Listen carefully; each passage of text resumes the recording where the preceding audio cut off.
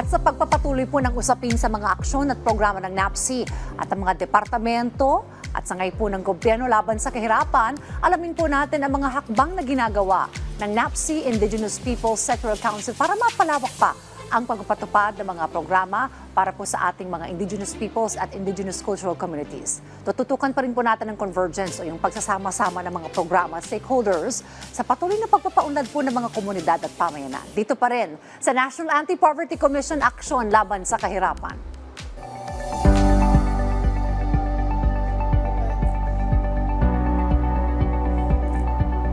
Makakakwentuhan po natin ngayon dito sa ating programa si Council Member Annabel Lawagan Flores mula po sa NAPSI Indigenous Peoples Sectoral Council para talakayin po ang mga isyong kinakaharap pa rin po ng IP sector at ganoon na rin po yung tungkol sa Ancestral Domain Sustainable Development and Protection Plan o ADS-DPP.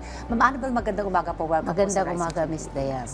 Alright, well Ma'am Annabel, umpisahan po siguro natin dun pa rin sa mga issue o mga pagsubok pa rin na kinakaharap po ng mga kababayan po natin kabilang sa IP sector. Ano-ano po ito, ma'am? Yes po, Ms. Dayan. Ang pinaka-main issue dito is yung pagpasok ng mga malalaking kumpanya sa loob ng aming ancestral domain without FPIC, pre-prior and informed consent. And with that, ma'am, ano po yung mga papwede pang gawin para po masiguro po natin na mayroon po nitong FPIC na ito? Kailangan pong paigtingin yung batas, yung IPRA, para sa ganun. Kasi sa IPRA, nandun na lahat sana eh. Mahina yung implementasyon ng batas. Kaya medyo kawawang mga katutubo. Okay, so the law is there, the implementation ng ang kailangan Yes pong palakasin. And I understand the main agency na mag-implement po nito ay ang National Peoples Indigenous NPIC po ba? NCIP. NCIP. So kailangan talaga tayo yung strong coordination with Yes this agency. Alright, now let's talk about, ma'am, itong mga local plans naman. I understand ay ginagawa po at kinoconsolidate ng ating pong mga IP communities. Tell us more about this po. Yes, tama, Ms. Dayan. Bali, ang kabuuan ng ADS-DPP na binabalangkas ng makatutubo is yung unang-una yung pagproteksyon sa ancestral domain. Tapos yung manatili yung kultura habang gumagawa ng mga plano na nanatili ang kultura at tradisyon. So meron din dyan yung mga livelihoods, yung edukasyon, nandyan po lahat. Okay. Yung mga local government units, ma'am, paano po makatutulong para masiguro pong yung mga karapatan po ng ating mga IPs ay naisusulong? Yan, magandang katanungan, Ms. Den. Kasi dapat talaga yung binabalangkas ng makatutubong ADS-DPP, ina-adapt ng ating local government unit para magkaroon ng pondo. Kaya hindi na-i-implementa kasi sa kakulangan po ng pondo. So kailangan po natin ang local government at mga national agencies natin. Ma'am, yung ating mga IP communities, paano sila nagpa-participate dito sa pagbuo ng planong ito? Kami mismo, ma'am, sa tulong ng NCIP at mga NGOs, non-government organizations, tumutulong sila sa amin para balangkasin yung aming mga plano. Yan kasi ang aming pangarap, yan ang aming boses sa loob ng aming ancestral domain, ang ADS-DPP.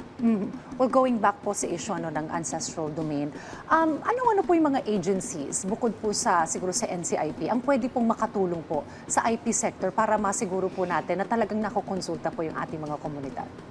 Ang number one dyan is NCIP, ma'am. Tapos DNR, DAR, DA, DOH, at saka iba pang mga ahensya ng gobyerno na talagang nakakapagbigay ng tulong doon sa loob ng komunidad. Well, I understand, ma'am, may mga nakausap na rin ako before dito sa IP sector. At ang isa rin sa kanilang mga concern dito, yung kapag naandyan na rin yung mga, kumwari, mga companies na papasok, yung resources ay dapat na i-share din doon sa mga IP communities. Yung earnings, I understand, dapat meron ding kasali rin yan yung mga IP communities. Kamusta po ba ito, ma'am? Tama ka dyan, Miss Dayan. May batas na nagsasabi na may share kami dapat doon sa paggamit ng aming resources. Kaya lang, until this time, wala pang nangyayari. So, kailangan lang paigtingin o palakasin yung batas na talagang pag ginamit ang resources ng makatutubo, kailangan may share talaga sila. Alright. Ngayon po ba sa kasalukuyan, ano po yung mga ilang mga siguro mga specific examples kung saan yung ating pong mga IP communities ay kailangan po nating suportahan kapag sa mga dating po dito sa mga issue ng ancestral domain? Bali, example doon sa amin, Miss Dayan, nagkaroon ng paggawa ng dam, yung Kaseknan Dam. Bali, foreign ang naggawa nito. Pagkatapos, umalis sila kasi ang ginawa nila doon sa Kaseknan River namin, hinarang nila totally. Wala nang umagos na tubig doon sa down river na dati fishing ground ng mga katutubo doon. So, nawalan na kami ng kabuhayan, wala pa kaming pakinabang. So, dapat makita ng gobyerno. Marami na po kaming mga inidulog na mga usapin sa ating mga iba't ibang presidente na ang nagdaan, pero hanggang ngayon wala pa po. Paano po pag nalagay na sa ganung sitwasyon yung ating po mga IP communities? Paano po ang livelihood po nila? Survival, ma'am. Oo. Talagang yung old ways, customary ways, practices, nabubuhay talaga kami sa lupa kasi ang lupa karugtong ng buhay ng makatutubo.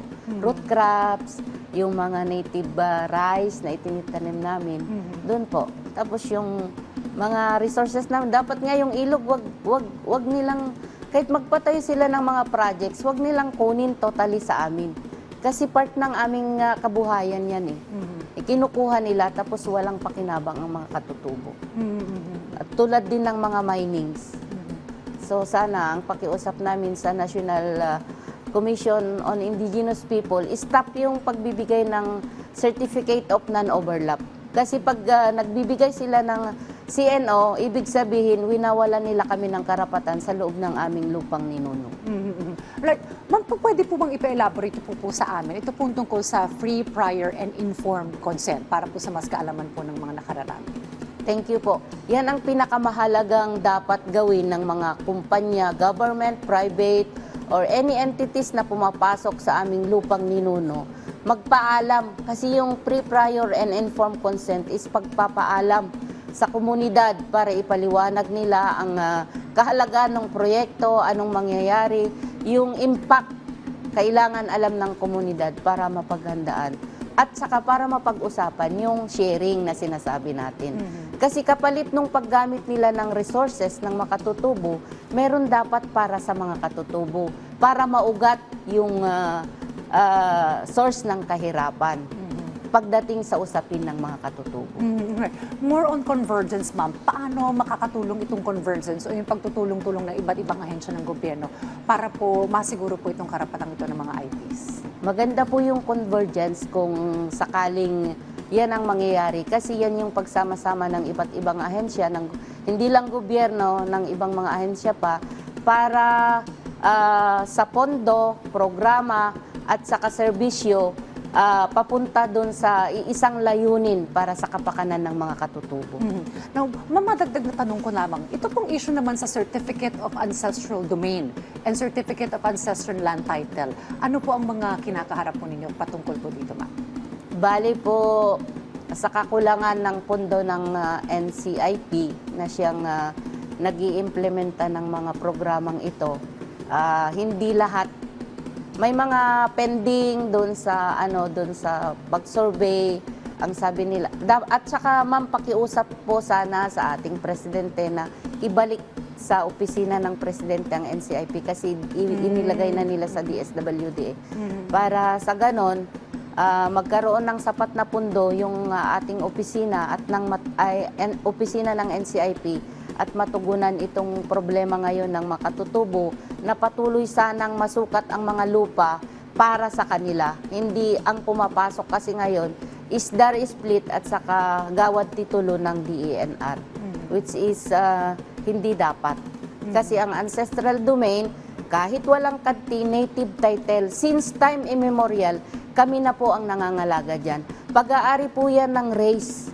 Pag-aari yan ng mula sa aming mga ninuno at papunta sa aming mga anak. Kaya dapat po naming pangalagaan. Kaya dapat ang lupang ninuno hindi po mawala sa amin. Walang tatno't maraming salamat po sa mga ibinahagi po ninyong mga impormasyon patungkol po sa ating mga kasamahan sa sektor po ng Indigenous Peoples. At muli nakasama po natin Council Member Annabel Lawagan Flores mula po sa NAPSI, Indigenous Peoples Sectoral Council. At ito, ma'am, samahan po ninyo ako at sama-sama tayong Umaksyon laban sa kahirapan.